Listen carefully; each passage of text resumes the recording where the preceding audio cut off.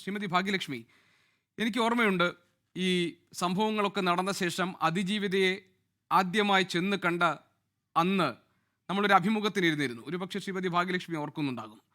അന്ന് താങ്കൾ ഈ വിഷയത്തിൽ ഒരു പൊസിഷൻ, എന്താണ് താങ്കളുടെ നിലപാട് എന്ന് ആ അഭിമുഖത്തിൽ വ്യക്തമാക്കിയിരുന്നു.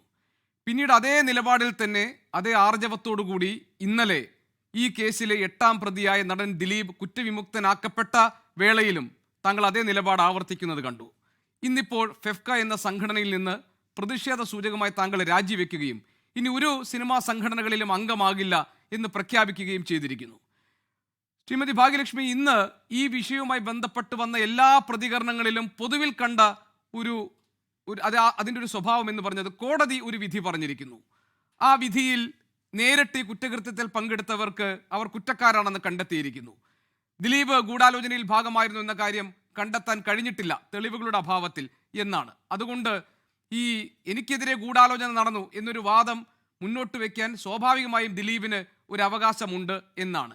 പക്ഷെ ശ്രീമതി ഭാഗ്യലക്ഷ്മി, താങ്കൾ ഇന്നും ദിലീപിനെ കുറ്റാരോപിതൻ എന്ന് തന്നെയാണ് വിശേഷിപ്പിച്ചത്. എന്തുകൊണ്ട്?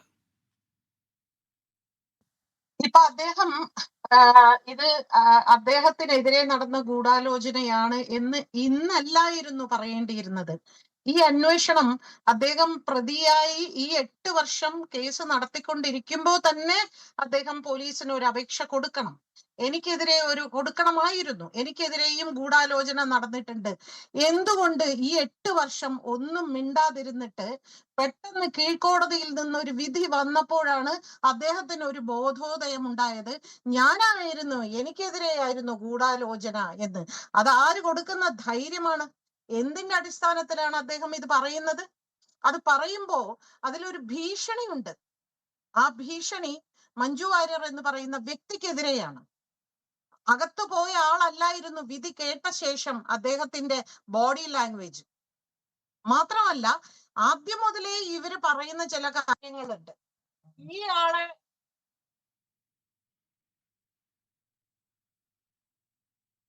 സാങ്കേതിക പ്രശ്നം ഉണ്ടായിട്ടുണ്ട്. ഞാൻ ശ്രീമതി ഭാഗ്യലക്ഷ്മി, ഞാൻ താങ്കളിലേക്ക് വരാം. പറഞ്ഞോളൂ.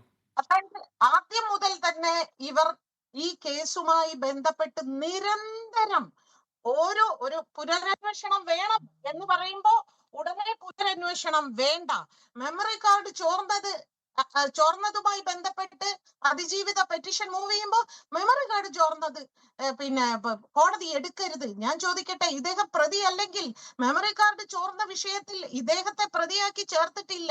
എന്നിട്ട് പോലും അദ്ദേഹം ആ കേസിൽ ഇടപെടുന്നു. പുനരന്വേഷണം വേണ്ട എന്ന് പറയുന്നു. ഇങ്ങനെ ഓരോ വിഷയത്തിലും എന്റെ അച്ഛൻ പത്തായത്തിനകത്തില്ല എന്ന് പറയുന്ന രീതിയിലായിരുന്നു അദ്ദേഹത്തിന്റെ നടപടികളെല്ലാം തന്നെ. എന്തിന്? ആ സംഭവം നടന്ന റോഡിൽ കൂടി ഇദ്ദേഹം ആ ഇൻസിഡന്റ് റീക്രിയേറ്റ് ചെയ്യുന്ന രീതിയിൽ അദ്ദേഹം ഷൂട്ട് ചെയ്തു. കോടതി മൊബൈൽ ചോദിച്ചപ്പോ മൊബൈൽ കൊടുക്കില്ല, ഞാൻ ബോംബെയിൽ അയച്ച് ഞാൻ ഡിലീറ്റ് ചെയ്യും. ഇതൊക്കെ എന്തിന്റെ ലക്ഷണമാണ്? ഒന്ന് ആലോചിച്ച് നോക്കൂ.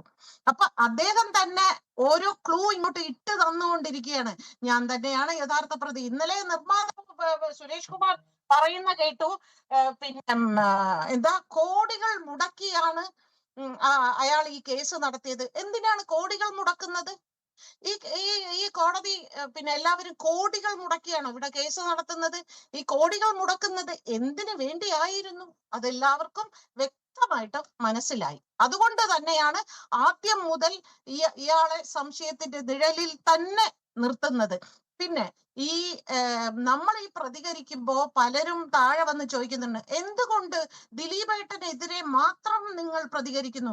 മറ്റുള്ളവരാരും ഒന്നും മിണ്ടുന്നില്ല. എല്ലാവരും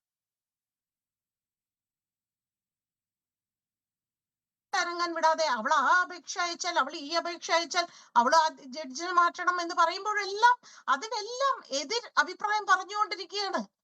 എല്ലാത്തിനും അദ്ദേഹത്തിൻ്റെതായിട്ടുള്ള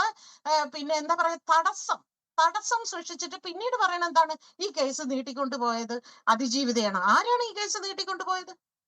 അതുകൊണ്ട് തന്നെയാണ് ഞങ്ങൾക്ക് ഉത്തമ ബോധ്യം ഇദ്ദേഹം തന്നെയാണ് ഇത് നടത്തിയതെന്നും ഇദ്ദേഹത്തിന്റെ സ്വാധീനവും പണവും നന്നായിട്ട് തന്നെ ഈ കേസിന് വേണ്ടി അദ്ദേഹം ചെലവാക്കിയിട്ടുണ്ട്. ലോകത്തെവിടെയായാലും ഏത് സമയത്തും 24 വാർത്തകളും ഓഗ്മെന്റഡ് റിയാലിറ്റി പാക്കേജുകളും എക്സ്പ്ലെയിനറുകളും വിശദമായി കാണാൻ ഞങ്ങളുടെ യൂട്യൂബ് ചാനൽ നിങ്ങൾക്ക് സബ്സ്ക്രൈബ് ചെയ്യാം.